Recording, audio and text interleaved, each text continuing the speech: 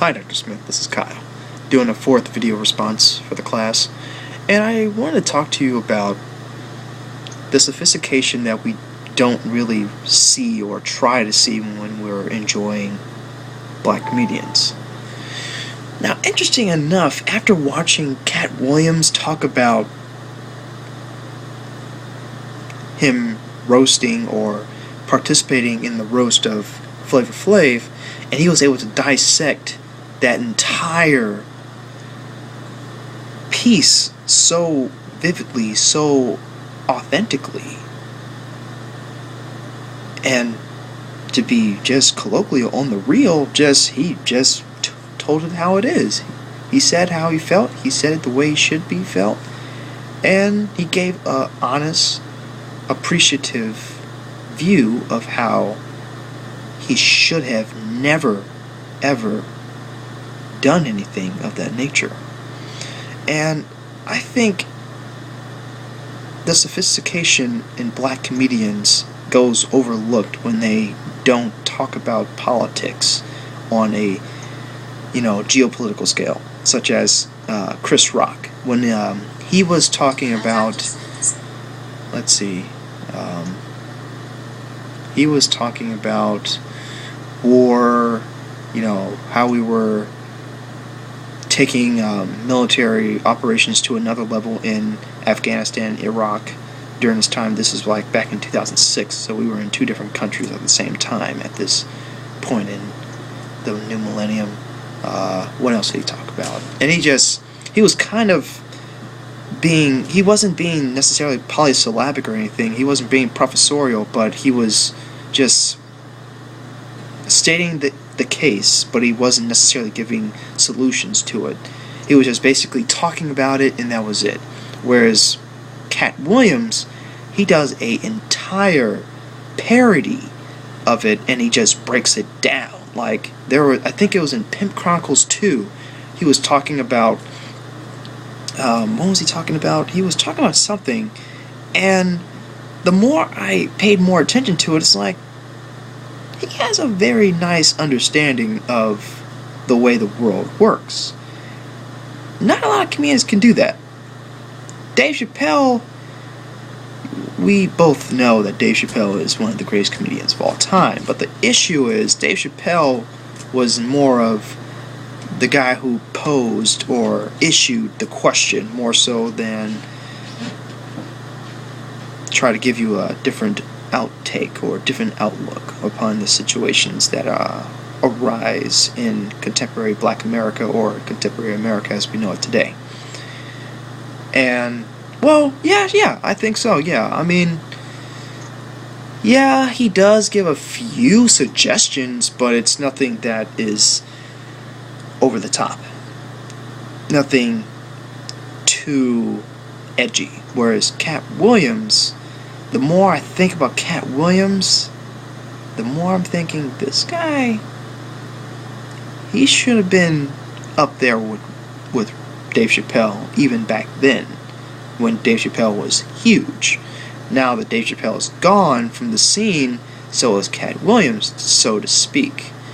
And it's just interesting to see how he was able to dissect that roast, and how he was able to show understanding, not in, like I said, not in a polysyllabic, not in a professorial, not in a vastly intellectual, spry use of language or anything, but he was just able to convey what he was trying to say in a very colloquial way.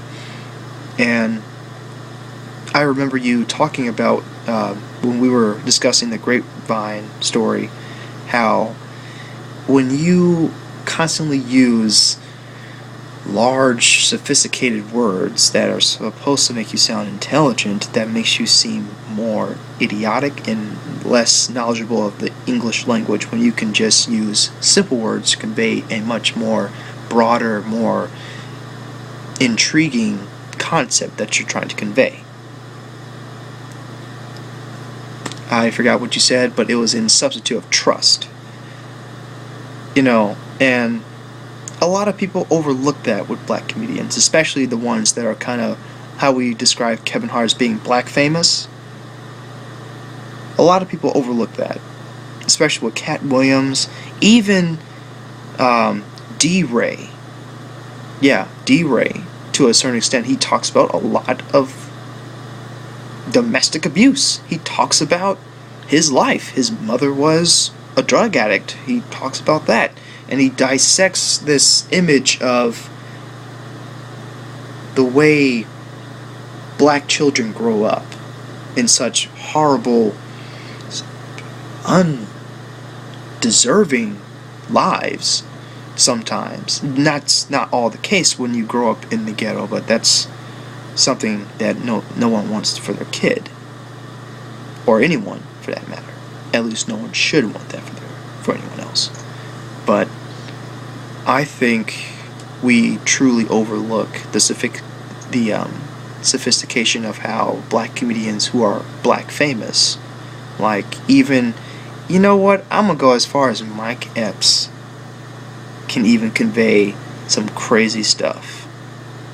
I mean, even though he's off the wall and he's still only black famous to a certain degree, just like D-Ray, he also talks about baby mama drama, the issues of having multiple kids, the issue of going out and making sure that you stay safe when you're drinking in the club or whatever. Don't just think of it just acting silly or the buffoonery, but also he's just trying to be real, just talking about how life works when you're not in academia or when you're not in a professional setting. He's talking about how to protect yourself. But, I mean, yeah. I don't know. But it's interesting to think about that video that we saw today in class with Kevin, I keep wanting to call him Kevin, Cat Williams. You know what? I'm going to stop calling him Cat Williams. I'm going to call him Micah. And I was thinking about the economic value that we talked about not too long ago. I think it was Monday or Friday or Wednesday of last week when we started talking about it, and I found it to be interesting putting that together with the way he was conveying his message to the crowd. And they were able to laugh at it, but also understand where he's coming from when he's talking about you shouldn't have to call someone a crusty, crackly. You know what? I'm going to screw all the other stuff. Call him a coon. Call him a black, ugly coon. Coon. Call him a black, ugly coon. Because that's really what they want to call him. Just a coon. They want to call him a nigga. They want to call